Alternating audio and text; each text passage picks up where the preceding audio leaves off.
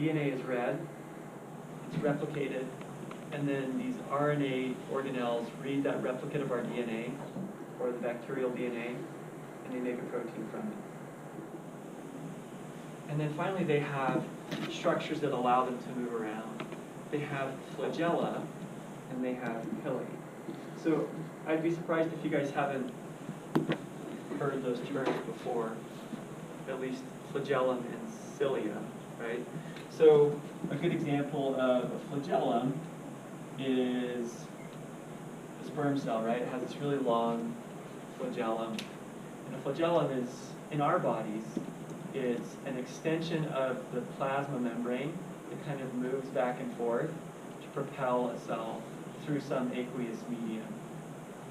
However, prokaryotic flagella are quite different than that. They're much more rigid, and instead of it being a cytocellular extension, it's like a tough, rigid structure that's attached to a rotary engine. So it's more like a propeller. And so it's this long piece of protein that sticks out that's attached to a spinning bit. And the spinning bit actually causes that protein tail to spin in space, and it projects it forward. There's a motor protein that exists right there. It just spins around. It's pretty cool. And then pili are like cilia, and they're these little projections that extend from the surface of the cell. So this would be a flagellum, and this would be pilus. And plural, it's pili.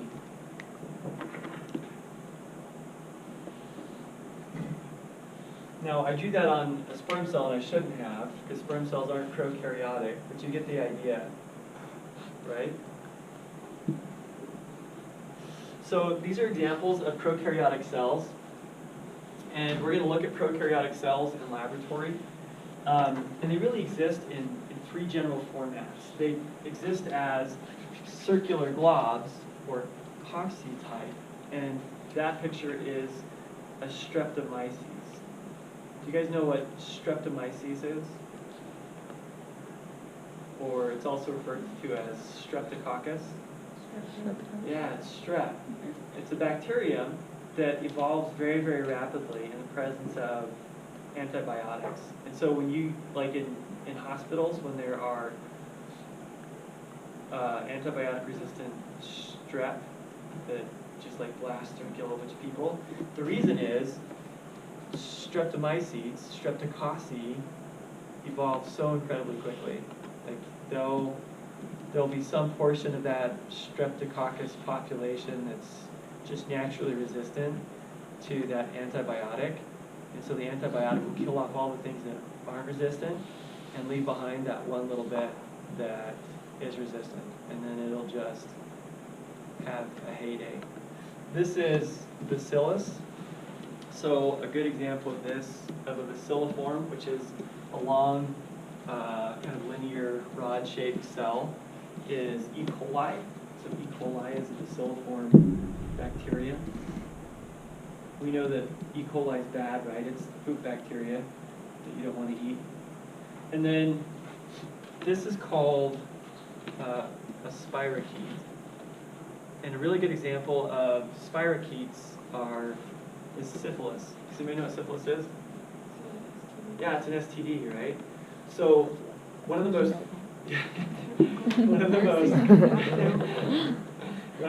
famous individuals to have had syphilis was the Marquis de Sade. So he was the term being a sadist comes from the Marquis de Sade. He was just this crazy guy that liked to do really bad stuff to people.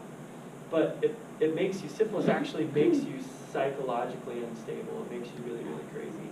My older brother worked as, and this would be even funnier if you knew my older brother, but he worked for an armored car company.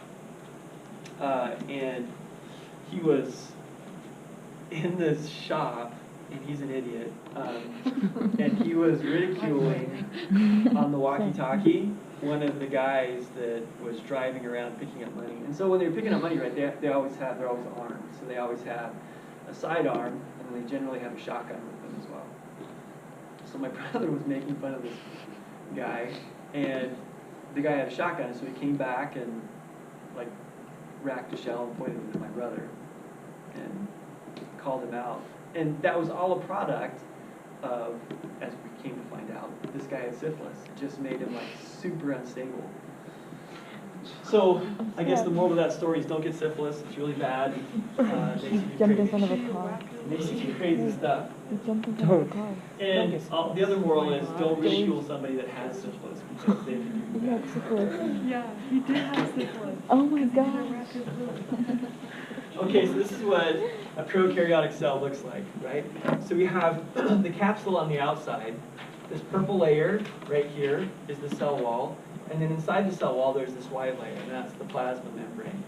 And projecting off of the capsule, there are all these cilia-type structures, and those are called pili, or apillis, singular. And then you have this long flagellum coming off the end of the cell as well. And this really illustrates that rotary engine type thing. So this rotary engine is attached to that rigid flagellum. And that thing's going to spin around, and it's going to cause the flagellum to spin around in space. Now, the reason that I'm making a big deal of this is because our cells, eukaryotic cells, also have flagella. But this is an example of convergent evolution. We didn't have some common ancestor from which both the prokaryotes and the eukaryotes inherited a flagellum. We inherited, or we evolved those structures after prokaryotes and eukaryotes split. And that's an important idea. I'll say it again. Prokaryotes and eukaryotes don't share a common ancestry with respect to flagellum evolution. Prokaryotes and what? And eukaryotes, that we'll talk about next, that's spelled E-U-C-A-R-Y-O-T-E-S.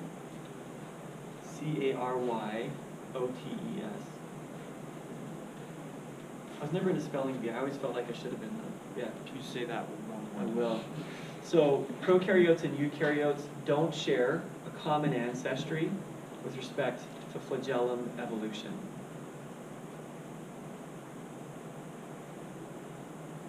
We arrived at flagella differently. We evolved them independently, is really the way that you describe that. And was that because like one was found before the other, or why does that? I don't understand. The reason that we know that that is the case is because of the actual mechanism of the flagellum. Okay, so there are really two answers to your question. The first of which is, the reason that we believe that to be the case is the way that flagella work in prokaryotes is very, very different than the way they work in our bodies. So the next answer is why, right? And the answer for the next question is why. And the answer is because both prokaryotic and eukaryotic cells were placed under some environmental conditions in which mobility was important. So we both evolved something similar. An analogous structure or an analogous example of that would be like flight. There are different kinds of organisms that fly around. Birds fly and insects fly.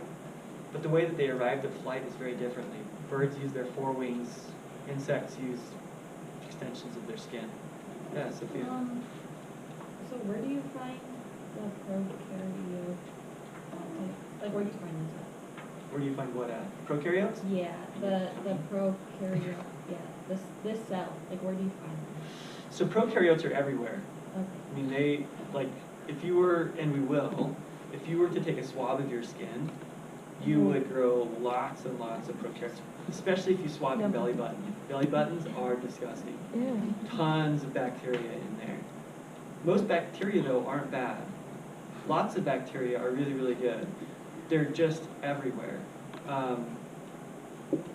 There are other types of prokaryotes, the archaea, and they're found like in thermal hot springs and in the digestive systems of some organisms. Yeah, they're just a really, really common, widely distributed group of organisms. Okay, so as we move inside the plasma membrane, I think so. we have the cytosol, the fluid that fills up that cell, and then we have our circular DNA, plasmid, that's congregating in the center of the cell, and that's called the nucleoid region. And then there are these little purple dots that are all around it, and those are the ribosomes. Ribosomes are the structures that make proteins, that read nucleic acids and construct proteins. Okay, so that's as much as I want you to know about prokaryotic cells. They're very, very simple. Typically, they're much smaller.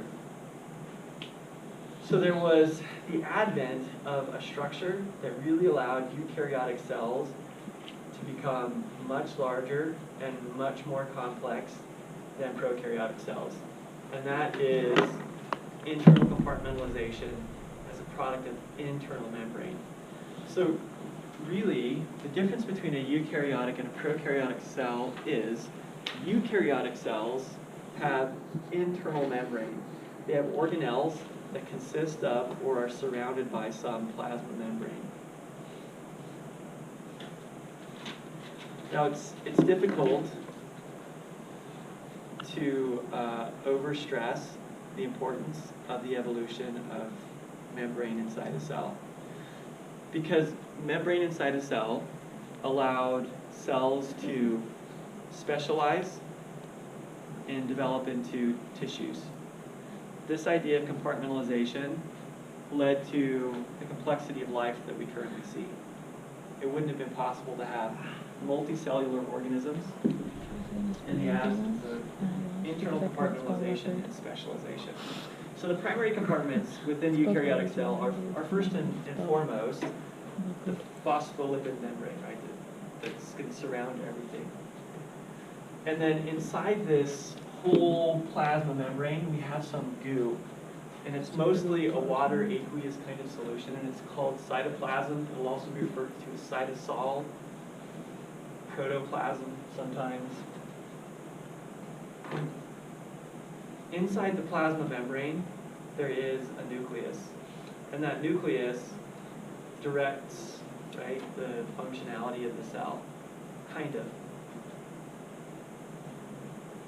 And it consists of layers of plasma membrane that compartmentalize our DNA.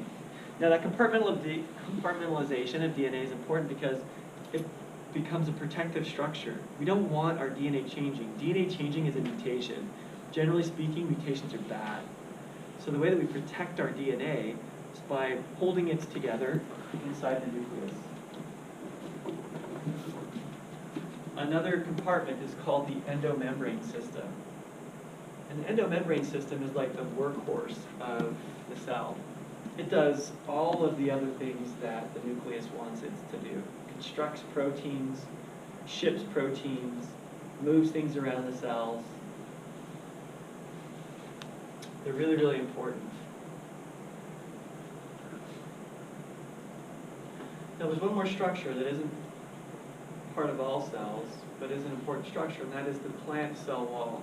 The plant cell wall actually exists outside the plasma membrane, and it's a rigid structure that protects the cells of the plants and allows them to remain upright in space. The problem with producing like this really hard, rigid structure around a cell is intercellular communication. So if this is our plasma, or the plasma membrane of a cell, a plant cell, and you put cellulose cell wall around it, all of a sudden,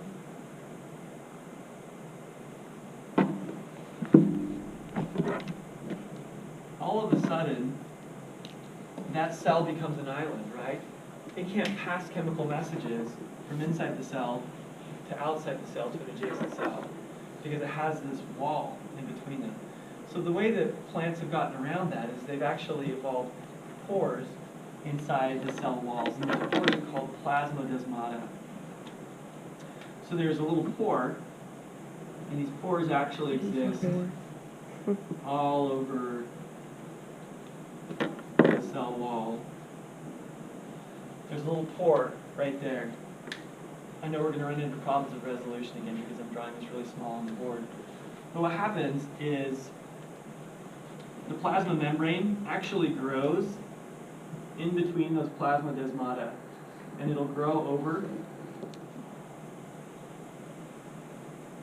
to the plasma membrane of an adjacent cell. It's like a little cytoplasma membrane bridge.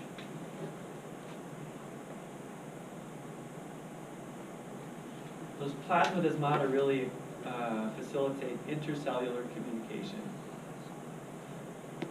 And an interesting way to think about plants is if they all have contiguous cytosol or cytoplasm and plasma membranes that are all interconnected, really it's as if that plant consists of a single cell because it is all contiguous. We still consider them multicellular,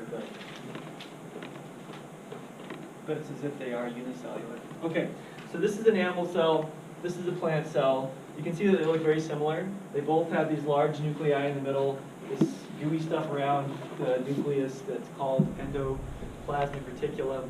The differences really are these green structures inside the plants, which are chloroplasts, and the cell wall, and this large vacuole right here. So those three things. And this does a good job of showing you plasmodesmata. They're like bridges across cell walls. Okay, so now what we're going to do is we're going to tour through the eukaryotic cell. And we're going to talk about those compartments individually. So the first structure inside a eukaryotic cell that we're going to talk about is the nucleus.